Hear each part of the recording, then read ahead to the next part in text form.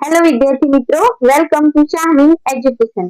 તો આ વિડીયોમાં આપણે ધોરણ 4 પર્યાવરણ તેનું એકમ છે 23 દેશ પરદેશ તેના વિશે જોઈશું। તો ચલો વિડીયોને સ્ટાર્ટ કરીએ। તો અહીં આપણને આપેલું છે પ્રકરણ 23 દેશ પરદેશ। આજે સવારથી જીલના ઘરમાં દોડધામ છે। અરવિંદ કાકા અને તેનું કુટુંબ 5 વર્ષ પછી ઘરે આવવાનું છે। 5 વર્ષ પહેલા અરવિંદ કાકાને અબુધાબીમાં નોકરી મળી હતી। ત્યારથી તેઓ ત્યાં રહેતા હતા। જીલ અને તેના પિતા તેમને લેવા વિમાન મથકે ગયા। વિમાન હવામાંથી જમીન પર નીચે ઉતર્યા પછી મુસાફરોએ પોતાનો સામાન લેવા માટે થોડો સમય રાહ જોવાની હોય છે। અંતે અરવિંદ કાકા, નીતા કાકી અને તેમના બાળકો બહાર આવતા દેખાયા। હેન્સી અને પલ કેટલા મોટા થઈ ગયા છે, પપ્પા બોલ્યા। બધો સામાન ગાડીમાં ગોઠવી અને બધા જીલના ઘર તરફ નીકળ્યા। જીલે કહ્યું, હેન્સી, તું લાંબી મુસાફરીથી થાકી ગઈ હતી।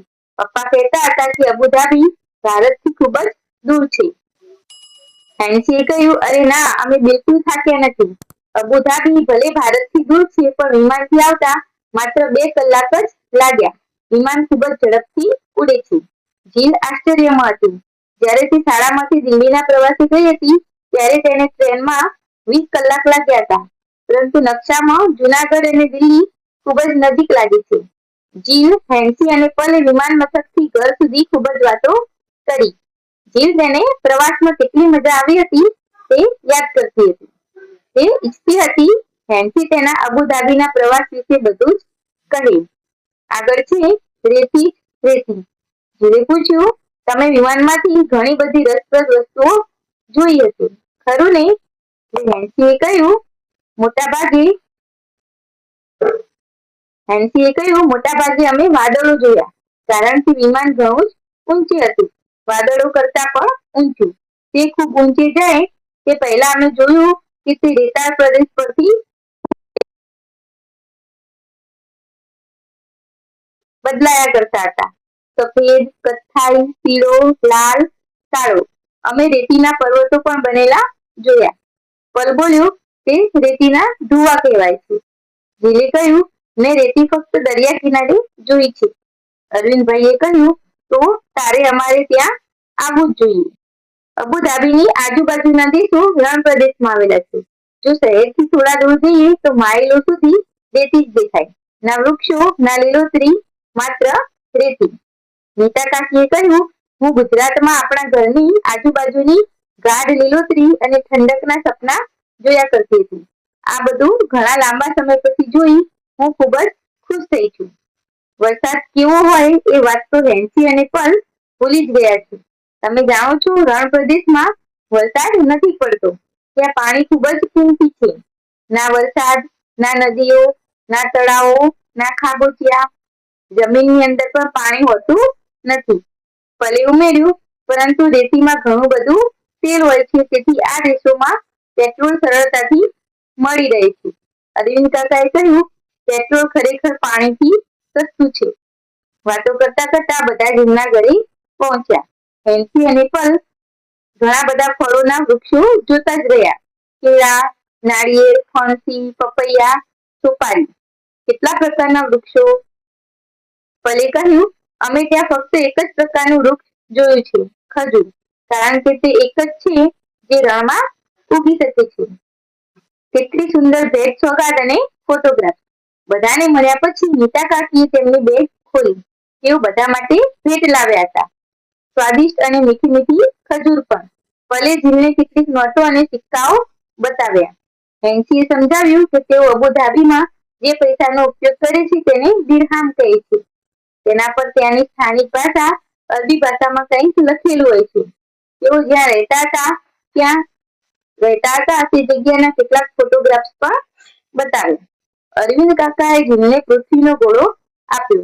તેમણે કહ્યું, જીલ, તું આ ગોળા પર શોધી કાઢ અબુધાબી ક્યાં છે અને ગુજરાત ક્યાં છે। બાળકોએ ગોળા સાથે ખૂબ જ મજા કરી અને તેના પર અલગ અલગ જગ્યાઓ જોઈ। જીલે દિલ્હી અને જુનાગઢ પણ શોધ્યા। સાંજે બધા ચોકમાં બેઠા, હવાની મજા માણતા ફોટોગ્રાફ્સ પણ જોયા। તેઓએ જોયું કે અબુધાબીમાં મકાનો ખૂબ ઊંચા અને કાચની બારીઓ વાળા હતા। જીલે કહ્યું, આ બારીઓમાંથી મસ્ત ઠંડી હવા આવતી હતી. અરવિંદ કાકાએ કહ્યું, અમે તાપના કારણે બારીઓ ખોલી શકતા નથી. મોટાભાગે ઘરોમાં એસી હોય છે. ખૂબ જ ગરમીના કારણે તેના લોકો હળવા સુતરાઉ કપડાં પહેરે છે અને પોતાની જાતને આખા કપડાથી ઢાંકેલા રાખે છે. તેમનું માથું પણ ઢાંકેલું હોય છે. આ તેમને સૂર્યના સખત તાપથી બચાવે છે. જીવને તેના પિતરાઈ ભાઈઓ સાથે ફોટોગ્રાફ જોવાની અને બીજા દેશ વિશે જાણવાની ખૂબ મજા પડી. તે તેના શહેર અને તેઓએ અબુધાબી વિશે જે કહ્યું તે સરખાવ્યા કરતી હતી. તેણે અબુધાબી વિશે પોતાના વર્ગ માટે પણ અહેવાલ બનાવવાનું નક્કી કર્યું. અહીંયા આગળ આપણને આપેલું છે, ચર્ચા કરો અને લખો. તમે જ્યાં રહો છો તે જગ્યા સાથે અબુધાબીને સરખાવતો અહેવાલ તમે પણ બનાવો. તમે નીચે આપેલા અમુક મુદ્દાઓનો અહેવાલ લખવા ઉપયોગ કરી શકો છો. તેના ચિત્રો દોરી શકો અથવા ફોટોગ્રાફ મૂકી શકો. તો અહીંયા આપણને મુદ્દા આપ્યા છે એ પ્રમાણે અહેવાલ લખવાનો છે. આબોહવા અને હવામાન, વૃક્ષો અને છોડ, રસ્તા પર વાહન વ્યવહાર એટલે કે વાહનોના પ્રકાર, સામાન્ય ખાવાની વસ્તુઓ, લોકોનો પહેરવેશ, જુદા જુદા પ્રકારના મકાનો અને ભાષા. આગળનો પ્રશ્ન છે, રણમાં વૃક્ષો કેમ ઓછા હોય છે? તો તેનો જવાબ થશે, રણમાં જમીન રેતાળ હોય છે અને વરસાદ ખૂબ જ ઓછો પડે છે, તેથી રણમાં વૃક્ષો ઓછા હોય છે.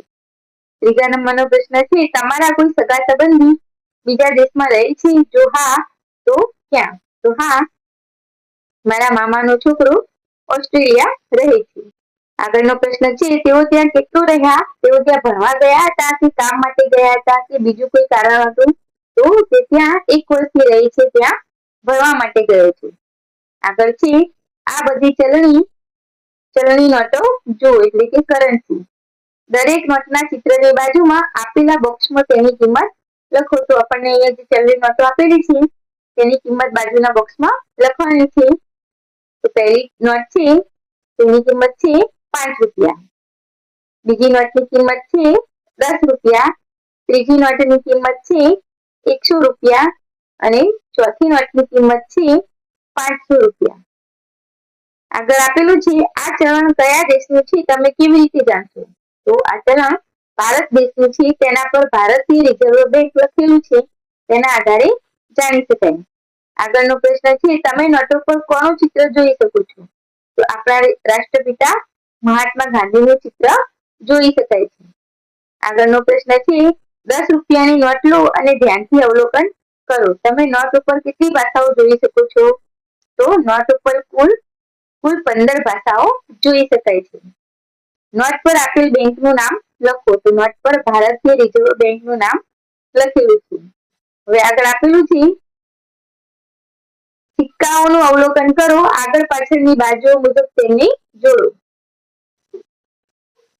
તો અહીંયા આપણને સિક્કા આપેલા છે અને આપણે તેમને આગળ પાછળની બાજુઓ જાણી અને તેમને અહીંયા જોડવાના છે. તો આ રીતે આપણે અહીંયા એમને જોડી શકાય. આગળ છે, કયો સિક્કો જોડાયા વિનાનો બાકી રહે છે? તો 10 રૂપિયાનો સિક્કો જોડાયા વિનાનો બાકી રહે છે. આ સિક્કાઓમાંથી તમે કેટલા ઓળખી શકો છો? તો આ સિક્કાઓમાંથી બધા જ સિક્કાઓને હું ઓળખી શકું છું. આગળ છે, સિક્કા ઉપર મૂલ્ય સિવાય બીજું શું લખેલું છે? તો સિક્કા ઉપર મૂલ્ય સિવાય ભારત દેશનું નામ, વર્ષ, રાષ્ટ્રીય ચિહ્ન, સત્યમેવ જયતે લખેલું છે. આગળનું છે, આ નોટો જુઓ શું તે બધી ભારતની છે? જે નોટો ભારતની નથી તેના પર ગોળ કરો અને તે કયા દેશની નોટો છે તે શોધી કાઢો. તો અહીંયા પહેલા નંબરની જે નોટ છે તે ઇંગ્લેન્ડની છે. બીજા નંબરની 100 રૂપિયાની નોટ છે તે ભારતની છે અને ત્રીજા નંબરની જે નોટ છે તે અમેરિકાની છે. નીચે અહીંયા ચોથા નંબરની જે નોટ છે તે અમેરિકાની છે. પાંચમા નંબરની નોટ ઓમાનની છે. છઠ્ઠા નંબરની નોટ ભારતની છે. સાતમા નંબરની નોટ ચીન દેશની છે. આઠમા નંબરની નોટ ઓમાનની છે. નવમા નંબરની નોટ ચીન દેશની છે. અહીંયા આ 10મા નંબરની નોટ એ પણ ચીન દેશની છે. અહીંયા નીચે 11મા નંબરની નોટ એ પણ ચીન દેશની છે. 12મા નંબરની નોટ ભારત દેશની છે અને છેલ્લે જે નોટ આપેલી છે તે ઇંગ્લેન્ડની છે. તો અહીંયા આપણો એકમ પૂરો થાય છે. તો વિડીયો ગમ્યો હોય તો વિડીયોને લાઇક, શેર અને સબસ્ક્રાઈબ કરવાનું ભૂલતા નહીં.